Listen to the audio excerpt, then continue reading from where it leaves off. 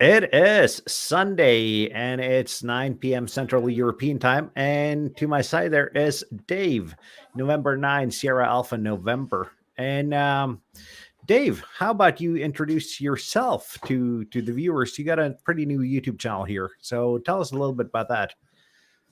Well, hi, Morton. Thanks for having me on. Yes, I do have a new channel, The Random Wire, it is called. I started it, probably just about a month ago.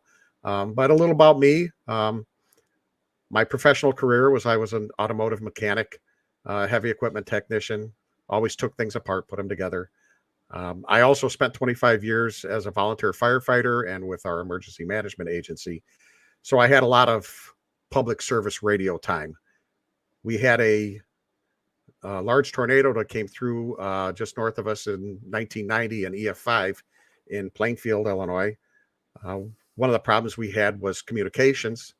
We did have some ham radio operators that we could put out with the command post and with the teams out on the field, but we just didn't have enough ham radio operators. So the after action report was, well, let's hold a ham class and get some more people trained up. So that's when I first got my ham license. That was 1991 or 92. In 91, they had just come out with the no code tech. So that was the class that was put on, and we got our licenses as no code techs. 10 years later, other things were going on in my life. Kids, job, everything else gets in the way. And I had let it lapse. Fast forward to 2019, and I started getting the ham bug again. The local ARRL group was putting on classes, what they call ham in a day classes, where you would come in and in one day, they would get you trained up and test, and you would get your license. It's basically follows the memorization, short-term memory type thing. So I went, took the class, got my technician license, got a license. KD9 NYT was issued to me. I immediately applied for my vanity call and got my original call sign back, which was the November 9 Sierra Alpha November. Since then, I've gotten my general. I am currently studying for my extra, and a little bit of extra money with semi-retirement, I can afford to buy some toys and get out and do some things now. Yeah, and that's a good point though, because it is an expensive hobby, and it takes some time and some practice to get proficient. And I think most of us have some kind of the same story, where you're at the point in your life where you have time and money to do it. So, but the reason I invited you on is I sent a tweet about a week and a half ago, I think, asking if people from around the world would like to be a guest, talking about their license system in different parts of the world, because it varies a bit. And you replied pretty quick and said that you'd like to be on and talk about the American system. And I saw that you had a new YouTube channel, so I figured when I was starting out, people had me on and showed me off, and I figured I could ham it forward.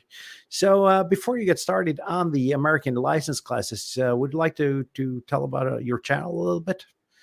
The Random Wire, I was driving around. I was listening to some podcasts from Adam Dennis, they call him, 86DM. He was doing a number of podcasts, and he had a bunch of the people that we know, the guys from the Clubhouse, guys from Coffee and Ham Radio, and was listening to their stories about how they came up with their license or their channel name. And so I'm driving around. My part-time job is delivering auto parts. So I'm driving around listening to things. I'm going, I should start a channel. And I'm thinking, I'm going, The Random Wire, man, that sounds like a great YouTube channel. Somebody's got to have that already. You would think that something like that, somebody would have it.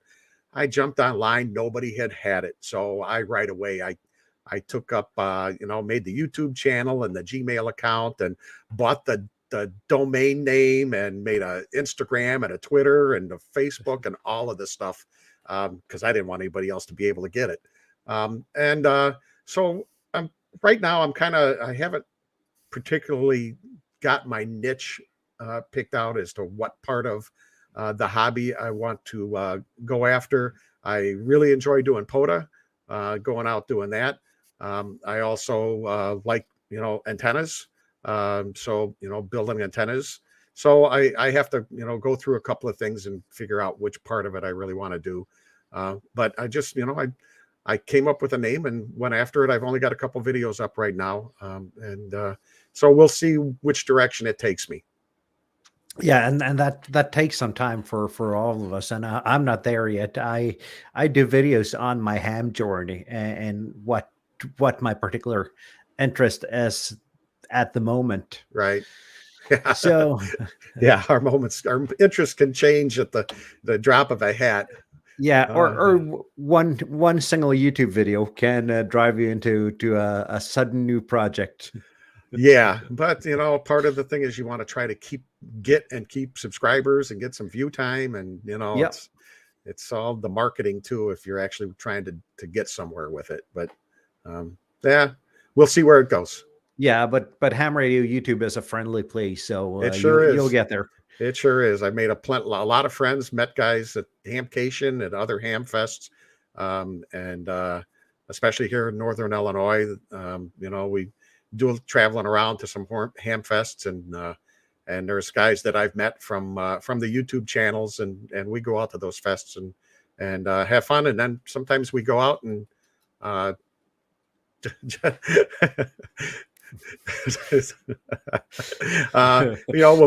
go to the ham fest, and then we'll go out and do a POTA afterwards. Yeah, and that's you get to know people. You kind of you build a community from that, and if you just keep doing it, you'll get there. And Colin here has got a really good tip though. Just don't make content just for the sake of it, but do what you enjoy, and it'll show in your videos. Yeah. And people will like your content because it's real and it's honest. So and just want to say to Tobias here, hope you're feeling better soon. And there's no better place when you're sick than ham radio YouTube. So catch up on all the stuff you've missed in the last week. Yeah. And you actually prepared a little bit of a couple of slides for us, didn't you? I did, just something to kind of keep my thoughts together, and make sure that I got all the points across that I wanted to make. So this was actually your slide, the thumbnail. Thank you. And I think I'm saving that. I think that's a great thumbnail. Yeah, and thumbnails, back to just a little bit back to the ham radio YouTube. Thumbnails is what get you views, your viewers and your view time though, because people want to click a good thumbnail. Yes, and that takes a lot of practice as well. Yeah, it does, and that's going through and trying to figure out where to make them. I've used Canva a couple of times. But I don't know if that's where I want to stick with it or not. But we just got to keep playing and figuring it out. So just to get started here, I didn't want to go all the way back to the beginning of time when Marconi and Hertz discovered wireless transmission. But back in 1912, when the U.S. did start licensing, they came up with two classes of license. They started in 1912 because the U.S. Navy wanted a way to be able to get people off the air in case of a war. So the government says, well, if we start licensing, we can, tell them to stop if we need to. And they did do that both in World War I and World War II. So they started with the two classes of license. It was all the way up to 6 classes of licenses. Very complicated. In 1991, they had the no code tech because previous to that, Morse code was always a requirement because it was an international requirement. The ITU had an international requirement that licensees had to know Morse code of some type. So they changed that. The ITU finally said that you didn't have to have it in your license anymore. So that was removed completely in 2007. But in 2000, they reduced the classes down to 3 that they actually test for in the US: technician, general, and the extra. There were other classes that license holders were, yes, that's the advanced thing. Advanced was a class along with technician plus and novice. Those licensees were a part of the 6. When they went down to the 3, they allowed those licenses to maintain their hold that license. The advanced is still, there are still people that have advanced license. They keep renewing it. Technician plus and novice classes were basically eaten up with the tech and the general. Advanced, there still are some out there. People do hold that. A little later on, we'll look at the band plan, and you'll see in the band plan what areas those people can use. Some guys just like to keep that advanced class license because they think it's something special, and they never tested for their extra, and they don't want to go back down to a technician level. So an advanced is somewhere in between general and extra. Then that is in correct. Practical use. Yeah. Yes. Let's see, did it? Okay. In the license privileges, in the U.S., it's different than it is in many other countries. In the U.S., they're frequency based. So your license entitles you to use a certain part of the spectrum. I know in other countries, it's power based. You can use the whole the whole spectrum, but you're limited by power. And here, my thing's not moving. Technician level, they get all frequencies above 50 megahertz. Also CW portions in 15, 40, and 80 meters, and CW and data in portions of 10 meters, and that is limited at 200 watts PEP. So because of that, you'll usually find technicians in the UHF, VHF, 2 meter, 70 centimeter, on the repeaters, because it's the easiest band to get on with, go out and buy the cheap Baofeng, and be able to jump on 2 meters and 70 centimeters. In some areas, the 1.25 is still going pretty strong. I know in my area, we still have 220 repeaters, but it's getting more difficult to find somebody that builds a radio with the 1.25 in it. Yeah, and I can understand that because that's pretty much a U.S. specific band, isn't it? United States and Canada. Yeah, correct, and that's what the at least the 2 big radio manufacturers, when questioned about it, that's what they've said is they can't build it and make any money doing it. No, exactly. So because they can't sell it anywhere else. But the Chinese radio manufacturers can seem to find a way to do it. So I don't know. ICOM has, thinks that they're going to sell a 905 for $4,000 and make money doing that, but they can't make a 220 radio. But that's just my thing. So the general class, they get full operating privileges on amateur bands above 30 megahertz. And limited privileges on the HF bands. The band plan, I think I have it. I know there is a link to it. Yeah, I can find the. Yeah, you got it there. Yeah, I put it in as a slide. So this is the U.S. band plan. So this will show you what licenses, what bands you can operate on, in what modes. And the different privileges that one would have operating in different frequencies. The extra class, you pretty much have access to all the bands, all the amateur bands, and the band plan is just something that every U.S. amateur that I know of carries a band plan in their pocket, on their phone, in their radio bag, has one posted on the wall, because there is quite a bit of different things that you have to be aware of, and you want to make sure Yeah. that you're not operating outside your privileges or out of your band. 60 meters has its own set of rules. It is a channelized band, and also it has power requirements, but you've got to have a band plan. Like I said, there is a link in the description for this from the ARRL website. This is a great thing that you got to have. Yeah, and I can see that because in the different license classes, you have so many different parts of the bands you have that are available to you. So extra technician, general, and then that advanced thing sticks its head in there in a few places too. So if you're going to keep that, you really got to know where you can go and where you can't go.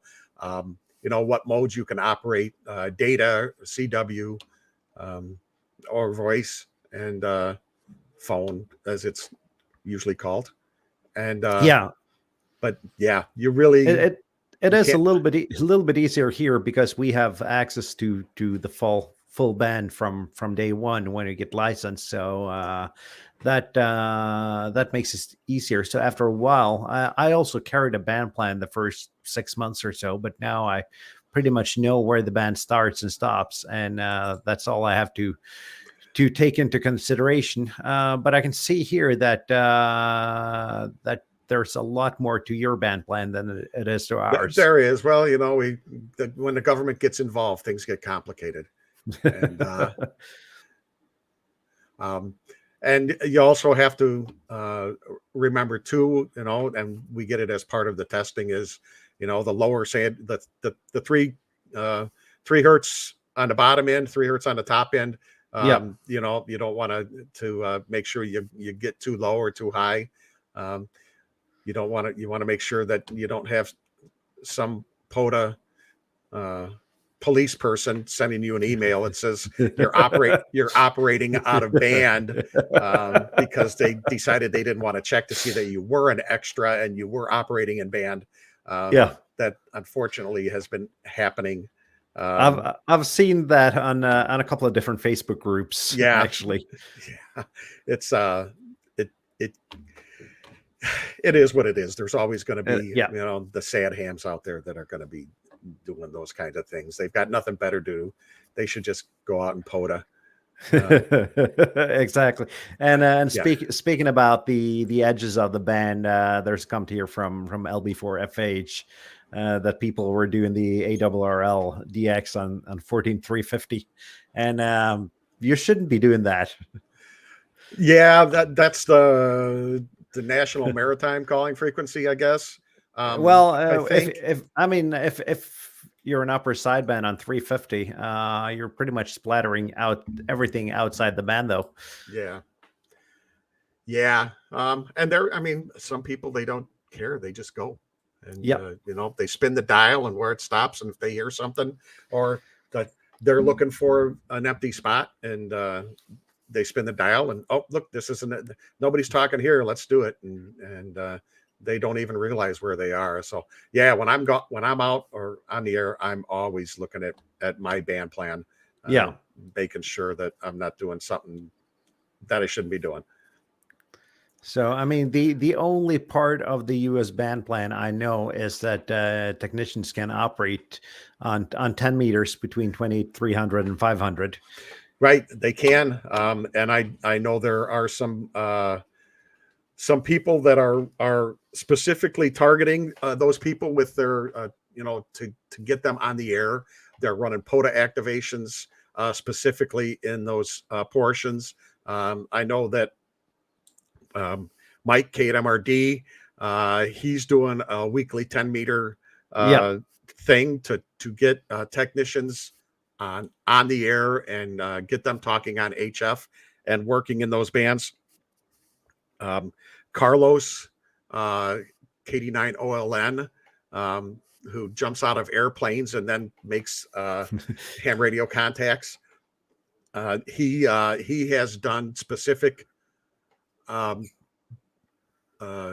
jumps where he's done it in the 10-meter band, or where he's asked specifically for technicians. He's done 2-meter jumps. He's done 10-meter jumps. Yeah, and that's a good way though of getting the technicians involved in something else than repeaters. It is. You really gotta, you really gotta get them turned on to the HF and what the HF can do for them, to give them that nudge to move forward and go there to their general. Yeah. I see LB4FH's question there. There is not a link between U.S. call signs and the different classes. Initially, once you get to the extra class, you can request a 1x2, a 2x2, a 2x1 license. They don't issue those out initially, and you can't have those licenses until you are an extra. So if you're a tech or a general, you can't apply for what we call a 1x2 or a 2x2, where it's 2 letters, a number, and then 2 letters is a 2x2. A 1x2 is 1 letter, a number, and 2 letters, or a 2x1. Those are all specifically kept for extra class license holders. But I know when I get my extra, hopefully in April, that I won't be changing mine. I like the call sign that I have so far. Maybe once I start doing Morse code, which I also plan to do after I get my extra, is learning Morse. Maybe I'll find that N9SAN as Morse code might be too much to try to figure out. So maybe I'll go to a 2x1 then. But I like the license that I have. So, or the call sign. Yeah, and your call sign is kind of it's linked to you though. At least the moment you start making contacts. Right. And I don't know, it just kind of rolls off the tongue for me anyway when I'm doing a POTA, the November 9 Sierra Alpha November. Yeah. So that's the only link to license class is you can apply to the call sign after you get the extra. So, and I see Colin here. It's got a comment that speaking of the technicians and 10 meters here, that guys in the States will almost guaranteed make 10-meter DX to Europe in the morning gray line over there. And that's, that is almost guaranteed now. Yeah, 10 meters has been hot. Yeah, even as far north as I am, when I get home from work, I just point my beam at about 330 degrees towards North America and make a couple of nice transatlantic QSOs every day. Yeah, that's nice. I haven't made too many DX contacts so far. I'm being right in the middle of the U.S. pretty much. It's hard to get out, and I don't have a home shack completely set up yet, being in HOA and things like that. So I can't really put up my commander, my DX commander classic or my expedition without causing too much grief. Yeah. But so I do a lot of that. Most of what I do is POTA with ham sticks. With a ham stick, I talk to all 4 corners of the U.S., but I just haven't made the DX with those yet. So I'll start throwing up some wire antennas this summer. But ham sticks are great though. I've regularly made transatlantic QSOs with ham sticks on 20 meters. If I had doing QRP. Right. If I had a saltwater ocean next door to me where I could, pull up next to it and bounce the signal off it, I'd probably be able to do it. But there is one guy that already does that on YouTube. So yeah, Walt likes to do that. Now he's still in Poland, I think, right? Yeah, So he's still in Poland as far as yeah. I know. Um, So, and I see LB4FH got a question here. If you still have to change call signs if you move to different call zones. you do not.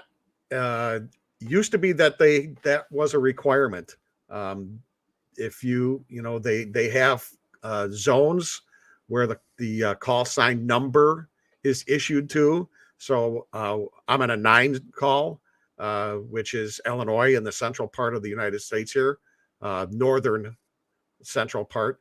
I should have pulled up that the map of where those are. Um, I can see if I can find it here though. So and put it up here. yeah. And it used to be that that if you moved out of your call zone, that you had to get a new license with that new number in it. That was changed.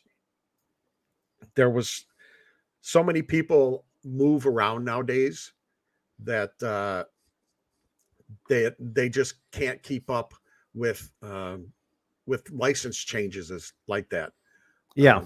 So wherever you live when you initially apply for your license, that is the call zone that you will be issued. There you go. Thank you. So I'll you see see if I that can make it a little bit bigger here as well. So and big in it. There we go. So you see the 9 call was originally where the 9 and the 0 is. They were all 9 calls, and then when of course the Illinois, Wisconsin, and Indiana area started getting so populated, they actually had to split that off, and they made the 0 call. So wherever you live when you initially get your license, that is the number that will be issued as part of your call sign. After that, once you move, you do not have to change it anymore. no, and as I see Lionel makes a point here. He's a 7 call, but he lives in 2 territory now. So Yeah, yeah, and they are like cell phone numbers. yeah, They're portable now. there is no technical need for a phone number to be regionalized anymore. And I mean call signs are like that as well. Yeah, I mean, I guess when they first started it, it was so you knew where, when you heard a call sign, you knew where somebody came from or where they lived. Um, Yeah. but like I say, everybody moves around so much. Everything is so portable now that they couldn't keep up. There wouldn't be enough license numbers, I don't think, to go around for them to continually be changing numbers like that. Yeah, and I mean there is no reason for it anymore, and everyone looks up the call signs electronically as well now. Yeah, yeah. Especially if you're out doing POTA and using Yep. using hammers, and I'll usually I'll use my Kindle, and I attach it to my phone, so I've got signal to it. So it gives me I punch the call sign in, and it tells me who that person is. It's hooked up to QRZ. And I know who they are, where they're from. Usually, sometimes they're not operating at home; they're in a different state. But yeah, with Yeah, the electronic age now, it's easy enough for us to know where somebody is just by looking yeah, up their call sign. exactly. And I know you have more slides though, so perhaps I got a couple of questions, but I want to see where. Yeah, that was exactly where I was going. Yep, we're going into the testing. Testing is handled by what we call VECs, Volunteer Examiner Coordinators, and that is a group, actually an organization. The VECs is an organization made up of VEs, volunteer examiners, and they handle the testing and the question pools that are used.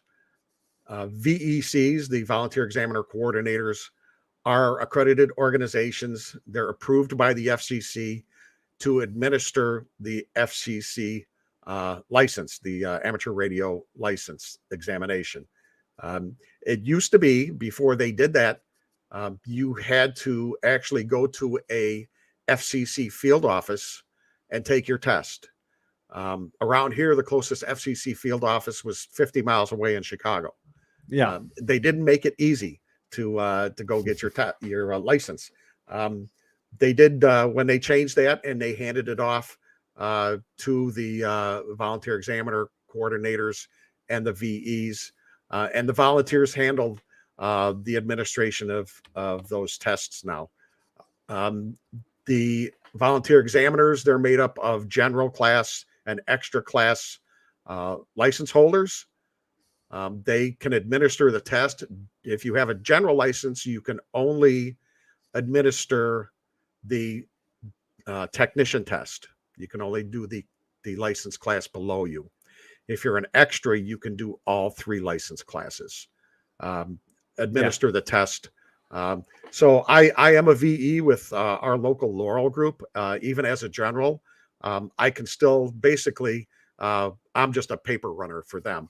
The extras do the grading, but so the generals that are there, we're the guys that are collecting the paper and bringing it in, because there's a lot of times that we have, I think our last class, we had 42 people taking the test. So when you have 42 people taking a test, there's a lot of pushing paper around. So we were basically their runners, and then the extras were actually doing all the grading of the tests. Yeah. The VEs, it takes a minimum of 3 volunteer examiners to hold a test session, because each test answer sheet has to be graded by each one of those 3 VEs. So you'll bring your answer sheet in. The first VE will look at it. They'll grade it. They'll hand it to the second VE. They will grade it, make sure that the first one did it right, and then it will go to a third VE. And all 3 of those VEs will have to grade it and sign off on that test then. And that is a good thing. I see Tobias here, Labcat, comments that hell must freeze over in Germany because before something happens like that there. And I guess there are less bureaucratic countries than Germany, though, and it seems like a good way to do it because it makes licensing accessible, and it's easier to find a place to take your license. It is. By when they handed it off to the VECs, and made it so you didn't have to drive 50 miles to go take your test, the number of licensed operators increased dramatically, because you could just find a local test session and go and take it. Yeah, and you can take your tests online in the US as well, can't you? You can, and I think I have that a little bit later, as to where you can take your test. So we'll get to that in just a second. First, I wanted to talk about the test questions, because we talked about the question pools. There are question pools for each license class. The question pools are administered by a group called the National Conference of Volunteer Examiner Coordinators. This is a group that has a question pool committee, and they are charged with developing and maintaining the list of questions that are used for each license class.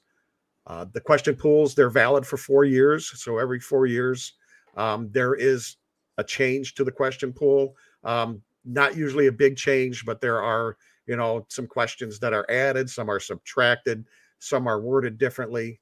And the question pools are required to be made public. So we know what questions could be on our test already. For instance, the question pool for a technician is made up of 411 questions. There's 411 questions in that pool. Passing is 74%.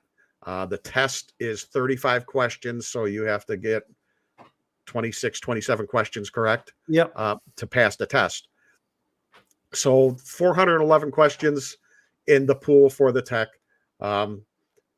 And that's not a lot of questions, but it's a fair number But that's how we use the ham in a day and the short-term memory of just reading the question and the correct answer and kind of Yeah. memorizing that. And that, as we feel it, it's like getting people their training wheels. Let's get them their Yeah. technician license and then get them on here and teach them, you know, what we're supposed to be teaching them. It's kind of like learning by doing, though. That's right. I mean, we have one license class as L before FH says here that the questions are secret here. But I took classes for 6 months to get my license, and even then, it's learning by doing. You got to get It out there. is. You got to experience what this It, is and it find is. that little niche in your hobby or in this hobby that actually is your thing. Yeah, it is. And that's kind of, I mean, once I got my tech again, this time around, and I started doing it a little bit and watching YouTube videos on how things are made, building things, electronic stuff. When I went and took my general, it definitely made it a lot easier. And I know that as I'm studying for my extra, um, a lot of the stuff, I watch videos about guys testing impedances and things like that. And I'm as I'm studying, I'm going, oh yeah, I remember seeing somebody talking about that. Yeah. So it definitely helps. Um, the general exam is also 35 questions um, out of a pool of 454 questions, and the extra is it's a tougher question or test. It's definitely more questions. It's 50 question test. There's also 622 questions in the pool. It makes it really difficult to try to do the um, memorization trick Yeah. when there's 622 questions. Um, but you can do some of it that way. Some of that it doesn't doesn't work for me. And There some of that matter actually requires you to at least halfway understand what's going on as well. it does, and there's some questions that are math based. I try not to do math because the questions. There's a certain percentage of questions that have to be drawn from each chapter of the book um, that deals with different parts of the hobby. So, like the math questions, you could. I think there's probably only 4 of them on the 50 question test, so you could miss all 4 of them, and still end up passing the test as long as you do well on the other stuff. And it is a multiple choice test. Way back in the first days, it was an essay test, but it is a a 4 answers are given to you, and you have to pick the most correct answer um, when you take the test. Yeah. Out of the questions. And are the choices such as if you know the curriculum that you can kind of without knowing the answer, you can kind of at least cross out 2 wrong answers. Yes. There you can pretty much knock 2 of the answers out right away, and then take a swag at it and get the right one. But if you've done any kind of studying at all, especially for technician and general, and I say that it wasn't that hard. I had a lot of background and like I said in the emergency public service sector with radio, so I knew a lot of that stuff already. Yeah. Especially the rule based things. Don't get on the radio and talk on public service bands with your ham radio. That will draw the ire of many different people and get you a big fine. So those kinds of things, I felt were pretty easy for me. Some of the things are pretty difficult. And it just takes a lot of work. The question pools are available, as I said. I think there is a link in the description for that also from the ARRL website, ARRL.org/question-pools. And you can see all the questions and the answers. And that's actually good easy to if you want to study by yourself, though, because then you kind of get an idea of what's required to know about. But is there, I mean, is there a set curriculum for the license test or for the classes, or are they made up locally by the groups? No, the tests, the test questions are made up from the national organization, and the test questions that go in the pool are made up. And then when the local organization is uh, is doing the testing, they just click a button and it will automatically pick the required number of questions from each category that are required to be on the test. So there's different categories for, the rules and the frequencies and electronics and things like that. So there's a required number of questions from each category, and so they can push the button. Now they can um, make some changes to that if it's necessary, especially for accessibility reasons. Some of the questions are diagram based. They'll give you a diagram with four pictures, and you're supposed to tell them Yeah, which one is a diode, or something like that. Well, if there's somebody that's blind taking the test, they're not able to see the diagram, and it's almost impossible to even explain that to them. yeah. So the VEs do have the ability to customize a test to take the diagrams off the test for a person that can't see. Now Um, that's a good thing though. Absolutely, That makes it accessible for everyone. it does. And it needs to be accessible for everyone. There's no doubt about that. Yeah. So I think that wraps it up for the test question part of it. The next thing is, let's go take a test. So we have to find an exam location. There is a link in the description to the ARRL website with a search box that you can put in your zip code, your address, and it should be able to find you a exam session somewhere nearby. There's test sessions held constantly in the United States. Everywhere there's test sessions. So you should be able to find a test session on that page, on that website. There's also other websites that have a similar search box like Ham Radio Prep or Ham Study. There's also, as you mentioned, online testing.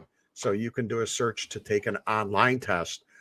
I haven't done the online test yet. That is actually a relatively new concept here, and it was used very little previous to COVID, but then when COVID hit, different organizations really ramped up their online testing, and they had to Yeah. figure out how to make it work, because you have to still have 3 VEs, and you want to make sure that the person isn't cheating.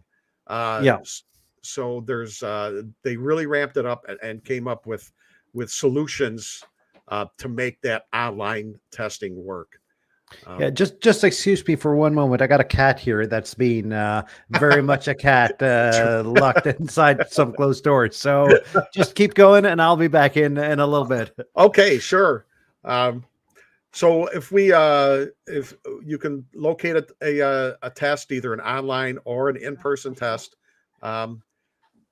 I will tell you, before you sign up to take a test, make sure that the group that you are signing up with uses electronic submittal for the exams. There still are some organizations that are submitting exams to the FCC by snail mail, as we call it, U.S. mail. And it could take 2 or 3 or maybe 4 weeks for it to finally get to the FCC and for them to process it. So before you sign up, make sure that whoever you're using is using electronic submittal. Yeah, that If you use sounds like a plan. If you use electronic submittal, it's usually the next business day that you will be getting an email from the FCC. So always, that's one of the first things that I always tell people to check up. Make sure they are using electronic submittal. Sign up for the test. Once you found a place, go ahead and sign up for it. VEs can't charge for the test. They can charge for supplies, room fees, copying, postage, shipping, things like that. Some tests are free. Most are in the $20 to $40 US range to help pay for incidentals. Yeah. Another thing that you have to do before you go take your test is get what's called an FRN, or an FCC registration number. This is a number that is required that you have, because once your exam gets submitted, you actually have to put that number on your exam. And it's what tracks you in the FCC, because everything is computerized now. So you have to have that number before you get to the test site. Makes it a lot easier, because sometimes test sites don't have internet access and you can't take your test without having the FRN. So make sure you get your FRN. Also, once you get that FRN, keep that number. And no, we didn't get to it yet, Lionel. It's coming up. Once you get that FRN number, keep it along with your login information safe, because you will need that number and be able to log in again to the FCC site, so that you can print a hard copy of your license. They don't send hard copies out anymore. So if you want to print a hard copy of your license, if you want to apply for a vanity call sign, if you're going to renew in 10 years, you need to have that information so that you can log in to the FCC site again and perform those operations, because everything is done electronically online now. To get that FRN number, that link is included in the description to the FCC site. So you go on there and get your FRN number. I know there's plenty of people that say, the government's tracking me and they're, going to get off of my information. If you got a ham radio license, they've got all your information. So yeah.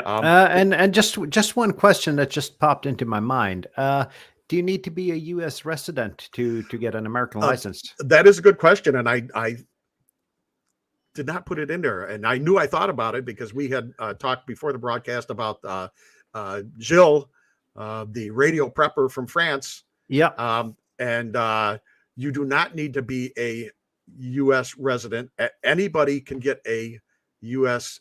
amateur radio license. Anyone, anywhere in the world can apply for one, as long as you can pass the test. There are some requirements, some questions that you have to answer, that if you have a felony, you have to include a description of what it was, and what happened, and where you are in the process of that. Now, some felonies, you're never going to get a license. Some you can, but that requirement is in there, that those questions have to be answered. You have to file all those paperwork electronically also when you get your FRN, because it is a federal license you're being issued to use the airwaves, just like a commercial license. So you have to be able to answer those questions, but otherwise, anywhere, any person can get a U.S. license. Yeah, I see that Lionel comments that he thinks you need to have a U.S. address that you and use. That is that seems logical, though. Yes, it would, because they have to know what call area, what number to put in your call sign, I guess, right? Yeah. So, but there's plenty of call or address forwarding, places that people use. So again, keep your FRN number also, and we're not going to talk about GMRS, but if anybody was going to apply for a GMRS license, which is a general radio license that you apply for, and it's good for your entire family, and there's no test, but you still have to pay for it. But you need that license from Luck, Wisconsin. Yeah, I know where that comes from in Luck, Wisconsin. but you would also use that same FRN number to apply for your GMR license. Yeah. So sign up, get your FRN, study. You do need 74% to pass. The ARRL books are very good. They explain the content. They have the questions and answers in the back. I use them, but everybody learns different. There's online test sites, as I said, Ham Study or Ham Radio Prep. I typically will use the ARRL book and QRZ, take the practice tests on QRZ. They have practice tests there that you can just keep taking the test and over and over and over again. There's apps that you can download on your phone to study and take practice tests with. So everybody, learns different. There's YouTube classes online. I know right now W4EEY is running extra, and I think technician class right now. I know for sure he's running extra because I'm watching it every Tuesday night. So he's running online classes. Jason, thanks, Callum. I appreciate you coming and seeing me try to talk for an hour. Yeah, Colin's a great guy, though. So he certainly is. I've got 7-3, Colin, and I'm sure I'll see you on some stream later on. Yeah, I've got 2 classes and an expedition sitting out in my garage that I bought the classics on the Black Friday special. So I have to put those together yet. So there's, app-based, the YouTube channels. I know Jason, Ham Radio 2.0, he promotes some online classes on his site. There's plenty of others. YouTube is the second largest search engine in the world. Use it. Google's number 1 and Google owns YouTube. YouTube is the second largest search engine in the world. Yeah. So, just use it. Test day. Show up early, be well rested. Don't go out partying all night long beforehand. You don't want to show up and then, screw up the test. Bring a pencil and pen. Some VEs will allow a calculator. Bring it with you. The worst they can do is tell you to put it away. If they do allow it, most times they will make you clear the memory out so you can't have the formulas stored in the calculator. So they'll make you, clear it all out. But bring it with you. Follow the VE's instructions. If you don't want to make your VE mad, because they'll just tell you to leave.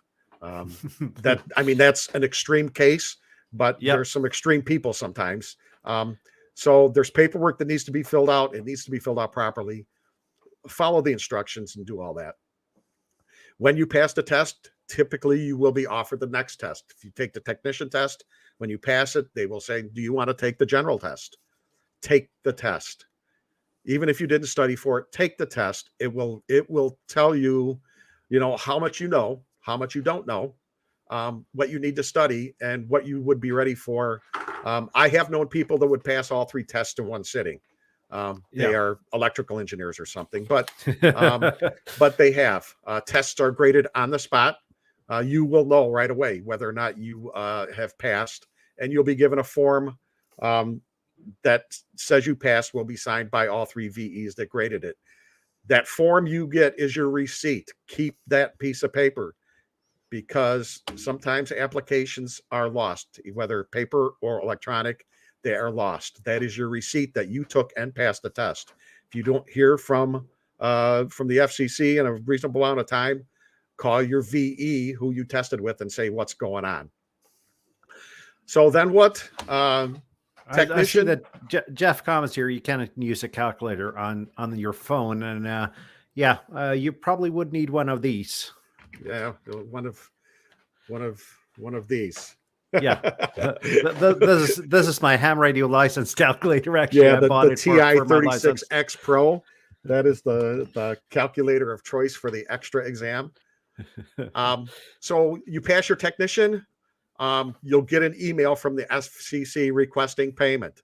A couple of years ago, they initiated a fee for an application fee. So once you take your test, you'll get an email that says you got to pay us $35.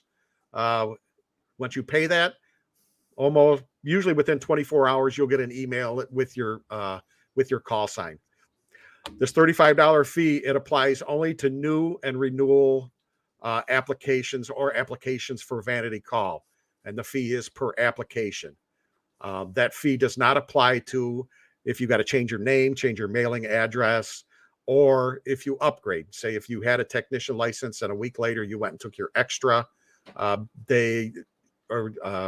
general test, I'm sorry, you wouldn't have to pay that $35 again for an upgrade. You do have to pay for new applications and renewals. Licenses are good for 10 years. So every 10 years, you do have to renew your license. Once you pay the fee, you'll get the email. Then you can log back into the FCC website again and print out a copy of your license if you would like it. If you're general extra, once you pass, you don't have to pay the fee, and you will know immediately that you passed, so you can use those privileges immediately. You will use your call sign with a stroke AG for general or AE for extra on the end of your call until the call sign is in the system, that you can go online and see that that the FCC has received your application and do it. There is no annual fee. The fee is just the $35 for a new or renewal application, or if you choose to get a Vanity Call sign. I touched on Vanity Calls just a little bit. You can, once you're issued a license, you can, if say you wanted to get KD9 CAT, and I know that is a call right now because somebody was that I know was looking at it because you love cats. Yeah. Well, you would go online and punch that call in and see if anybody has it. If they don't, then you can apply for it, and they may or may not give it to you. Sometimes you can apply for a call. Say if a parent had a call sign and they pass away, you can apply for a Vanity Call and get their call sign then. So that call sign can live on through you. So that you can apply. When I got my license the second time, I had KD9 NYT, and I immediately applied and got my N9 SAN back. So you can get the Vanity Call sign. After that, get on the air. Don't take the test and sit around and do nothing. I don't care if you buy a Baofeng. I don't care what you use for a radio. Get a radio. Find some people close to you if possible. Find a club. If not, there's online groups now that they're online clubs. Whether it's Coffee and Ham Radios, greatest group of guys this side of QRZ, as they say, or Ham Radio Clubhouse, Jason 2.0, Ham Radio Crash Course, Josh. There's great group of people out there. Get online, talk to them, get on their Discord servers. They will help you with things. Reach out to me, if you need anything, need any questions answered, therandomwire@gmail.com. And I'll try to help you as much as I can. That's a good point though. Ask any ham, and I think any ham would be happy to help. They really would. The hams I know would be glad to help you. And even if you ask me a question, hey, I'll be the first to tell you guys. I won't tell my wife, but I'll tell you guys I don't know everything. But I know where to find ansers. I might not have an answer, but I know where to find answers, and I can point you in the direction to find the answer. So and that's a good point though, because you don't know everything, and you don't know everything once you get licensed. And there are so many niches in this hobby. So TO says it's a hobby of 1,000 hobbies. Yeah, at least, and it's growing. I says it's a hobby of 2,000 hobbies anymore. So yes, it does. It's continually growing. There's always questions. Not everybody can do everything. A lot of people are big into digital. I'm not. I just haven't found. I have digital radios. I have a 878 and a 578, but the whole digital thing, I'm just not into it. No, and it's whatever whatever rings your bell, though. It is. It is. It is, and I just had a comment earlier today. Actually, I shared one of my videos on Facebook where I tried that FT8 phone app, and suddenly there was a comment saying that that's not real radio. And it turned out that the guy that was commenting, he hadn't even watched the video. Yeah, well, there are those, those people, and that's like the what is it, the ham radio hotline, Yeah. I think you did a video on that. I know. I did a live stream on Ham Nuggets together with Steve and Jim on it. Steve and Jim, yeah. Yeah. I got my phone here on the shelf. It hasn't been used since that. Well, I think those guys got rid of theirs, so you could. I don't know. Well, Jim didn't. I hooked up my phone a couple of weeks ago, and I had 2 numbers stored. I had Steve's and Jim's.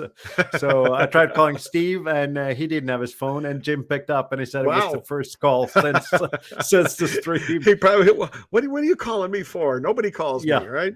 Yeah. And you were talking about Baofangs. I just did a video earlier this week on this little radio here, the Retivis RT85, I think.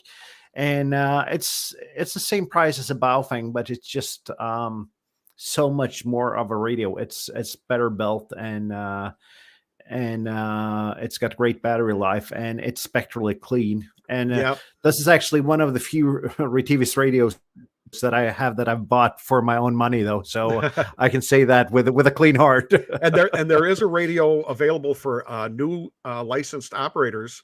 The QRZ1. The QZ1 radio, and that's actually the same radio, though. Right. It was initially free when they started the program. I believe now it's $30. You go on QRZ and you can apply, and they will send you that new radio. It's with Gigaparts, I believe. And they will send you a radio for $30. And that's a great deal, though. It is. It's the cost of entry barrier is not a thing then. If you can't... it is not, and it's a great way of getting on. And I've done a couple of your first videos. I've done your first HF antenna video and your first handy talkie, and I'm thinking about it, your first HF rig video, but I'm not really sure what to recommend to people there, because there are so many choices and so many different aspects to think about. Because, well, if they're a newbie and it's their first time on HF, do you want them going QRP, or will that frustrate them so badly that they'll quit? Because making contacts with 10 watts is difficult sometimes. It is, and that's actually one of my points that I'm planning, is that get a 100-watt radio as your first radio, and because you need to develop those operating skills, and you need to experiment with antennas and know a little bit about what you're doing. Right, but you want it to be cost effective. Also, a friend of mine recently just passed his tech, and he's going, I'm thinking about getting a 991 because that's what a lot of places are recommending. And he says, but it's $1,300. And I'm like, well, first, I don't like all-in-one radios. That's just me, And second, you can buy an 891 for under $700. A ham stick and a mag mount, and a Miati battery or one of them other Redodos or something, for $30-$40, and be on the air for under $1,000. Exactly. And you could also consider the G90, though, which is 20 watts. Yep. And I do have a G90. It's a great radio. Yeah, the G90 is at 20 watts. It's about 7 dB down from 100 watts. Right. And the built-in tuner makes it. Yeah, that's about 1 S unit, and that doesn't really make such a difference. But don't think that you're going to get an 818 or an 817 and work magic when you don't have any experience. No, you're not going to get one of those anymore anyway. Well, you're not going to get one without paying money for it anymore. Big money. I sold my 817 about 3 days before Yaesu made their announcement. Did you call that guy up and say, "Hey, can I buy that back from you?"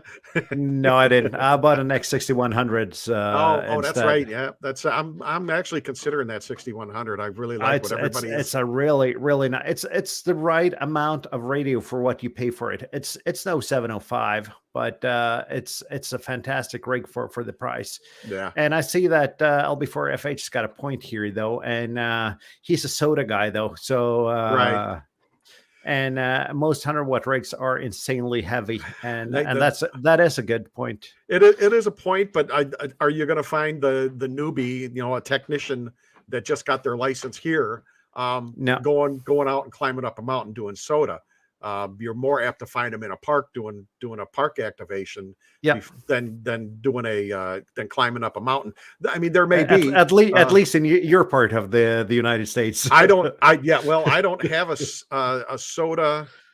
There is in Illinois, but it's way in the far southern tip of Yep. Illinois, so it's 6-7 hours away from me. And I think I could get. Still not what we Scandinavians would call a mountain, though. No, it's not whatsoever. I could probably reach a soda in Wisconsin quicker than I could than the one here in my own state. Yeah.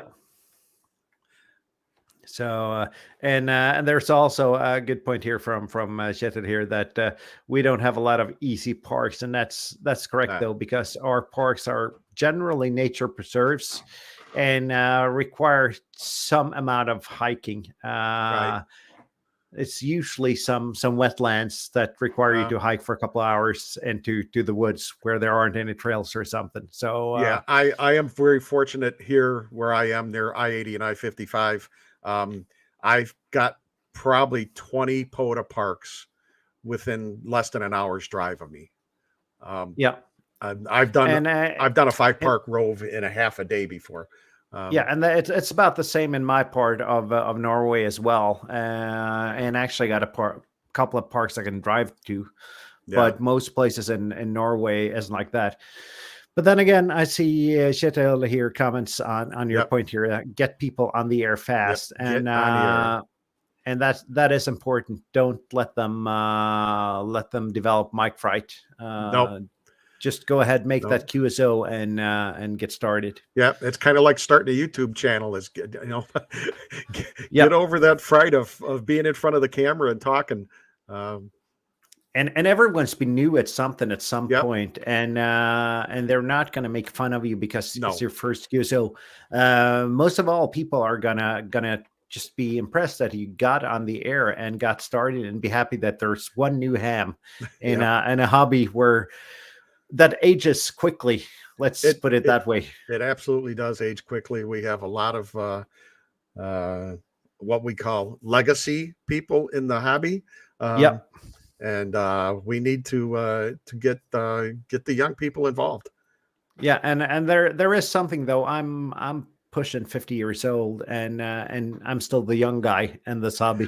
So it's nice being called the young guy. I'm almost 63, so I know what you're talking about there. And I've attended a couple of local ham club meetings, and I walk in and I'm the youngest guy in the room. That's going, oh my goodness. First QSOs are scary, but they are. It gets easier, and when you go out to do parks in the air or summits in the air, you're going to get pileups, and that can be really scary the first times. But it is.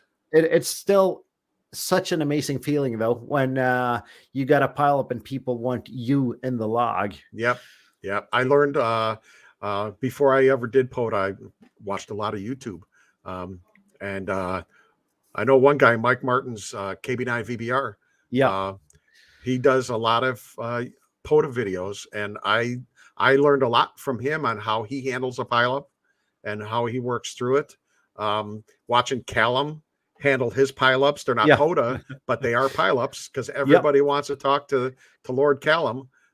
So how he will go through and work, just the DX, just US stations, just QRP stations, things like that. So You know, if you watch a lot of different people and how they operate and take a little bit from each person, um, get on the air and do what you do and move on. Yes, KB9 VBR, he Yeah, does rock. he does, and I like his videos though, because Yes, it's not just QSOs. It's a correct. little bit about the parks Yep, the history or and whatever of that yeah. park is.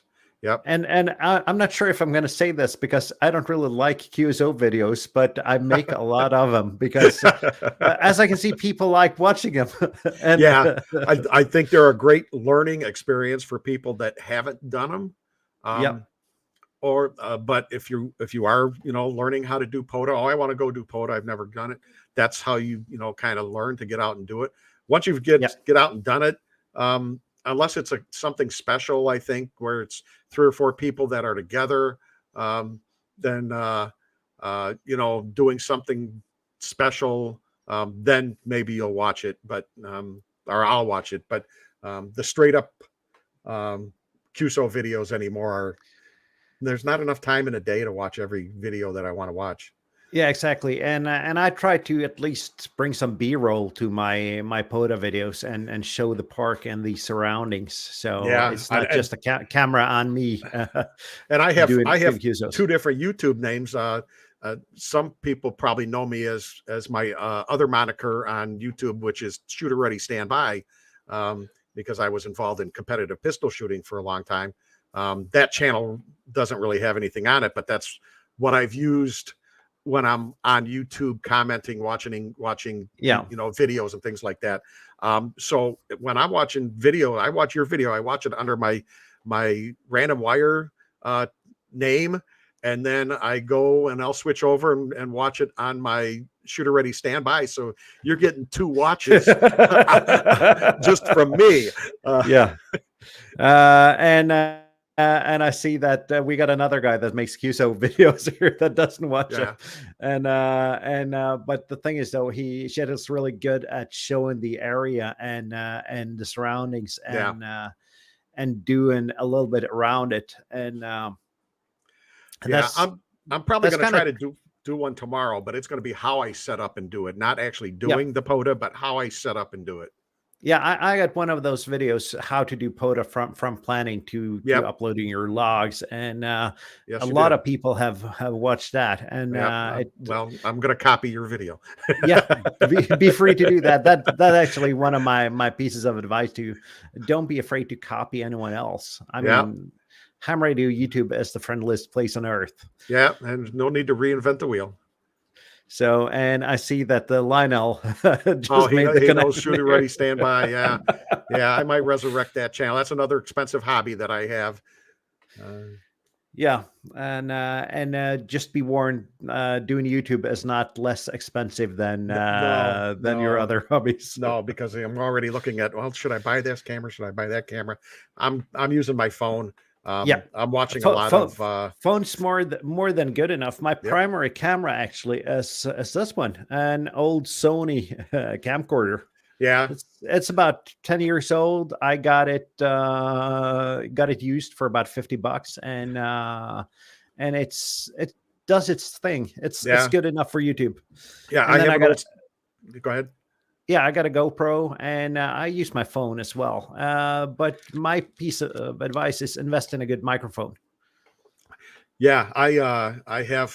This is an original GoPro Hero. This is the first model of GoPro Hero. I have that. I have an old Sony CyberShot, but I can't find a driver that will let me connect it to Windows 11 to be able to get it, and trying to find a reader for those goofy SD cards that they used on those CyberShots, the Pro Duo cards. I keep ordering card readers, and I haven't found one yet that works for it. So I keep looking. But my Note 8 has so far been great for making videos, and I just bought an S23 Ultra, so I'll be using that too. Yeah, phones are really good cameras nowadays. So yeah, I watch a lot of Think Media and Sean Cannell and learn how to make videos. Yeah, and I see that Shetair says make sure to put a dead cat on the mic as well. Yeah, or just a cat that walks around. Yeah, if you're carrying a dead cat on your microphone while you're walking Yeah. around, that might draw attention to you. But at least if you're shooting outside, I actually tend to use the built-in microphone on that Sony camcorder Yeah. while doing my POTA videos, and it's good enough. Yeah. I bought some cheap lavalier made by some well, it's not showing up, but I bought them off Amazon. It was like 40 Yep. bucks, and it's with the charging thing. This plugs in to the USB-C on the bottom of my phone, and then it's got the two lavaliers that you just attach and hook up, and it worked great. The one video I did of Andy at Hamcation, he's the guy that goes and sits in the swap tent, and he'll test your if you want to buy a radio or something. He's there with his test equipment, and he'll do a test to make sure it works for free. And I use those microphones there, and they worked great. Thanks for subbing, appreciate it.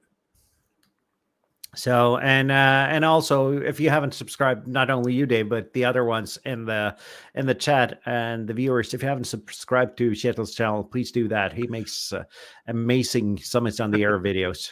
Yeah. So, but we're actually way past my usual hour mark now. So yeah, well, that's okay with me as long as we're having fun, right? Yeah, and thank you for talking. So. It is getting a little bit late. I got an electrician coming at 7 a.m. tomorrow morning. So yeah, it's only 3:15 here. So I'm and I got off work at about midnight last night. So you need to take a nap. It's been a long day, to put it mildly. Yes. Also did a Parks on the Air video today. That video is coming probably next Saturday. A follow-up to my my random wire video. I got 2 follow-up videos on that coming this week. One where I examined the 91 Unan, and then the new Parks on the Air video coming there. I'm looking forward to your updated random wire video. And that's coming from the random wire. and I tend to drop my videos on Tuesdays, Thursdays, and Saturdays. It's a little bit of a too hefty schedule for the amount of free time I have, but we'll see how long I can keep it up anyway. Shorts is the way to go. You got to put out shorts. That's where YouTube says the money is anymore, is putting out shorts. Yeah, but I can't really make that work though. I don't have the skills to make it. So you'd make it from your long form and then make a short out of that. But you have to do it from your phone. Yeah, you probably have to do that. So that's the easiest way to do it. But that's what's coming up on my channel. Great, I'm looking forward to it next week. And so what's coming up on your channel, Dave? Well, I'm going to try to go out tomorrow probably and actually make the POTA how I do it POTA video. How I set up and what I use to set up. There's one park that I'm working on. I want to get a kilo at it. So I'm about, I think I'm just over 300 QSOs in on that park. If I can go out and get a couple hundred tomorrow, we'll see how good a Monday is for Parks on the Air. Yeah. So I want to do that. And I want to, I have a box full of projects that I've purchased, things to circuit board stuff to put together, antennas to build. I want to build a couple of random wire antennas and show that project from start to finish. And use them both on my 878 or not my 878, my 891 and on my G90 and get those things running and try to find a sneaky way to get an antenna set up here in my backyard for my HOA. I think I'm going to put my DX Commander, put a flag on the top of it and set that up. And if I call it a flagpole, it's okay. I can't have an antenna, but I can have a flagpole. So, but you could just put up a flagpole though, and string a fiberglass flagpole and string a wire up that. Yeah, I could, but I think a Commander would work better. It would probably perform a lot better. A lot better. Yeah, yeah. And Certainly my will. good piece of advice there is do not try to copy a DX Commander and build it yourself. By the time we're done CNC machining parts, 3D printing parts, buying a pole, wire, you're out about 3 times what you pay for a DX Commander. And Yeah, mine I actually broke in two on the first night of frost. So yeah, yeah. I bought the Expedition, and then shortly thereafter, they were doing the Black Friday deals. Jason, Ham Radio 2.0, had worked a deal with Callum, and they had some Black Friday deals. And they had the first one on the Nebula, yeah, and it sold out in like 35 minutes. He had, I don't know, 50 of them or something like that, yep, sold out in an ungodly amount of time. So a couple of days later, they did the Classic, the DX Commander Classic. And I went in, I had one in my cart. The price was good. The exchange rate at that time was in my favor. So I had one, and I'm going, I wonder. And I threw the second one in my cart, and it was only an extra $10 shipping to send a second one over here. yep. So I ordered 2 of them. Plus, I had them send the new plates for the Expedition with the slots cut in them. Yeah. Those new plates for the Expedition. So I had them throw them in there too. So I've got 2 Commanders and an Expedition sitting here that I need to build as soon as the weather gets a little better here. We're finally getting a little break from the weather, and I'll start doing that. But I got a lot of honeydew list around the house too. So Yep. And you got to take advantage of that time in Illinois where it's neither too cold nor too hot, right? nor too hot, yeah. But if we're just coming out of the cold, but now it's wet. Yeah. So we got to find those 2 or 3 days. That's actually the best time to actually get out and do something where the temperature is actually livable. Temperature is livable. It's not raining on you. Yeah. So thank you for being on. It's been great, and we got to have you on at some later point there, Dave. Thank you. I really appreciate it. Yeah. Is, if you ever need a last minute, give me a holler. Shoot me an email. We'll see. To... I haven't even planned next week's stream yet, so we'll see what happens there. But I don't know. I missed the first IndyCar race today, so and all of you guys, please do subscribe to Dave's channel. Link is down below. So thank you. Just click that and subscribe. You really need some more subscribers there, Dave, and you deserve them. So thank you. This is going to be great. That. So I'm just going to say, click the button, and I'm going to say 7-3, and we'll see how long StreamYard used to end the stream here. All right. So we'll 7-3, I'll see you later. All right.